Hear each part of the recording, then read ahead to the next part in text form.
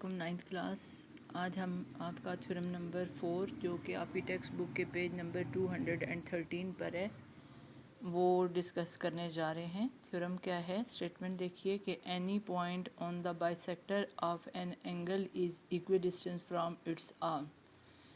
कि अगर आप एक एंगल लेते हो और उसका बाइसेक्टर लेते हो, ठीक है, तो अगर उस बाइसेक्टर पर कोई पॉइंट लेते हो तो वो उसके एंगल के आर्म से इक्वल डिस्टेंस पर होगा।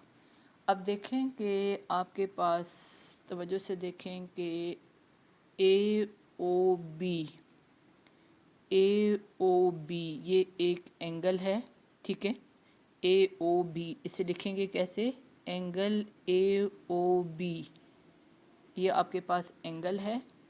एक आर्म इसका ओ ए है ये, और दूसरा आर्म इसका ओ बी है, और इसका बाइसेक्टर मीन ऐसी रे। एंगल बाइसेक्टर इज़ अ रे विच divide an angle into two equal parts. के आपके पास ओ एम एक रे है जो इस एंगल को टू इक्वल एंगल में, ये देखें साइन से पता चल रहा है कि ये इसे टू इक्वल एंगल में क्या कर रही है? डिवाइड कर रही है। तो ये इसका क्या हुआ? Angle bisector. जैसे हमने लाइन का लिया था राइट बाइसेक्टर, तो उसको टू इक्वल पार्ट में लाइन सेगमेंट को डिवाइड कर रहा था। तो यहाँ पे आपके पास एंगल बाइसेक्टर है, तो ये एंगल को टू इक्वल पार्ट में डिवाइड कर रहा है, ठीक है। अब देखें कि जो है ना वो ये कहता है कि अगर आप इस ओ एम पे, ये जो बाइसेक्टर है एंगल बाइसेक्टर, उस पर कोई पॉइंट लेते हो, जैसे पी हमने ले लिया है, पॉइंट पी ले लिया है, तो पी जो है वो ओ ए से और ओ बी से एक जितने डिस्टेंस पर है।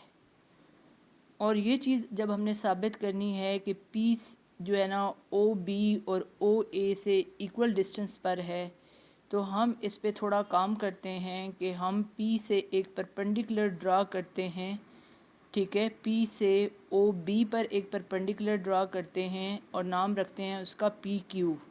ये 90 डिग्री का एंगल इसका परपेंडिकुलर होना शो कर रहा है, ठीक है। और P से ही एक परपेंडिकुलर ड्रा करते हैं किस पे? ओ ए पे। तो पी आर जो है वो परपेंडिकुलर हुआ किस पर? ओ ए पर।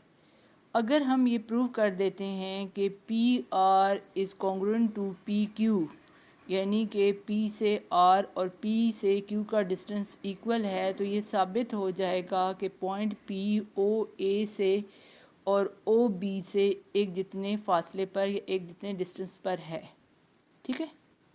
अब देखिए कि गिवन हमारे पास क्या है। गिवन है कि a point P is on O M. O M क्या है? Angle bisector. The bisector of angle A O B, arrow का साइन है ऊपर। A point P is on O M the bisector of angle A O B. To prove, साबित हमने ये करना है कि P Q is congruent to P R। P is equidistant from O A and O B. चाहे तो आप ये लिखें चाहे ये लिखें। अब कंस्ट्रक्शन हमने ये की कि पी आर परपेंडिकुलर ड्रा किया किस पे? P R is perpendicular on O A, यानी ओ ए आर्म पर, और पी क्यू परपेंडिकुलर है ऑन आर्म ओ बी, ठीक है। अब देखें स्टेप हमारे पास पहला क्या होगा? फिगर, फिर आपके पास गिवन, फिर टू प्रूव, फिर कंस्ट्रक्शन। अब किसकी बारी है? प्रूफ की। अब जब हम प्रूफ लेंगे तो गौर से देखें कि ये आपके पास एक राइट एंगल ट्रायंगल और ये दूसरी राइट एंगल ट्रायंगल बन गई, ठीक है ना। ये पहली और ये दूसरी, इनके दरमियान हम 1-to-1 करस्पॉन्डेंस शो करते हैं। देखिए कैसे। ये हमने इनके दरमियान 1-to-1 करस्पॉन्डेंस शो की। क्या है आपके पास? P O Q 1-to-1 correspondence किसके साथ? P O R. देखें P O Q, P O Q, P O Q और पी ओ आर। तो गौर से देखें कि ओ पी इनका क्या है? कॉमन साइड है। ओ पी इनकी क्या है? कॉमन साइड, ठीक है। और ये दोनों एंगल जो है एंगल बाइसेक्टर की वजह से क्या हो गए? इक्वल हो गए।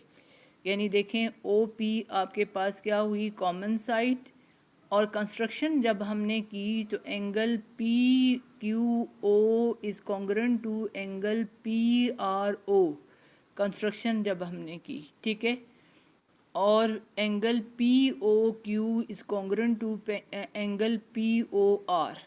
देखें कि कैसे, तवज्जो से देखें कि एंगल जो है P O R is congruent to angle P O Q, यानी ये एंगल और ये एंगल क्या है, मेजरमेंट में इक्वल है, क्योंकि ये एंगल बाइसेक्टर है। बाइसेक्ट यानी बाय का मतलब टू पार्ट्स में, टू इक्वल पार्ट में ये इसे डिवाइड कर रहा है। तो लिहाजा आपके पास एंगल जो है पी ओ क्यू और P O R both are equal. और कंस्ट्रक्शन में हमने ये किया है कि आपके पास पी क्यू ओ यहाँ 90 डिग्री का एंगल बन रहा है इस तरफ, और इस तरफ 90 डिग्री का एंगल बन रहा है। और ये आपके पास पी आर ओ आर पे भी 90 डिग्री का एंगल बन रहा है। तो लिहाजा पी आर ओ और पी क्यू ओ जो हैं वो भी मेजरमेंट में ये एंगल इसके कॉन्ग्रुएंट, ये एंगल इसके कॉन्ग्रुएंट, और ये इनकी क्या हुई, कॉमन साइड हुई। तो कितने एलिमेंट हमने कॉन्ग्रुएंट प्रूव कर दिए, 3। हमने 3 जो है ना एलिमेंट कॉन्ग्रुएंट प्रूव कर दिए। तो पोस्टुलेट हमने कौन सा लगाया, साइड एंगल एंगल के एक साइड और 2 एंगल। देखें कि इंक्लूडेड साइड नहीं है, बल्कि ये साइड है और एक एंगल इधर बन रहा है, एक इधर बन रहा है। ये साइड है, एक एंगल इधर बन रहा है, एक इधर बन रहा है। इनके बीच में साइड नहीं आ रही कि side angle, angle side angle आप इसे कहें। ये क्या है, साइड एंगल एंगल पोस्टुलेट, ठीक है ना। यानी एक ट्राई एंगल की एक साइड और 2 जो एंगल हैं कॉन्ग्रुएंट हैं दूसरी ट्राई एंगल की एक साइड और 2 एंगल के। तो लिहाजा ट्राई एंगल क्या हो गई, कॉन्ग्रुएंट प्रूव हो गई। जब ट्राई एंगल कॉन्ग्रुएंट प्रूव हो गई हैं तो दैट्स मीन जो बाकी 3 एलिमेंट आपके पास बचे हैं वो क्या होंगे, कॉन्ग्रुएंट होंगे। तो बाकियों से तो हमारा मतलब नहीं है, हम बात करेंगे साइड की कि P Q is congruent to P R. वजह क्या है कि corresponding side of congruent triangle, यानी कि हम बात करेंगे, वैसे तो इसकी 3 साइड हैं। ओ पी को तो हमने कंसिडर कर लिया। अब देखें ओ पी को जब हमने कंसिडर कर लिया तो आपके पास ओ आर साइड रह गई, ठीक है। ओ आर और पी आर साइड रह गई, इधर आपके पास ओ क्यू और पी क्यू साइड रह गई। लेकिन हमें ओ क्यू और ओ आर से मतलब नहीं है, ठीक है ना। हमने जो प्रूफ में लिखा है वो हमने ये लिखा है कि P R is congruent to P Q, तो हम उसको लेना चाह रहे हैं। तो ये साइड हमने बात की कि जब ये 2 ट्राई एंगल कॉन्ग्रुएंट प्रूव हो गई तो P R is congruent to P Q, यानी पी से आर का डिस्टेंस और पी से क्यू का डिस्टेंस इक्वल होने का मतलब है कि पी से ओ ए आर्म और पी से ओ बी आर्म एक जितने डिस्टेंस पर है। इस तरह आपका ये थ्योरम कंप्लीट हो गया। कन्वर्स थ्योरम भी सेम ही है, आप इसे देख लीजिएगा।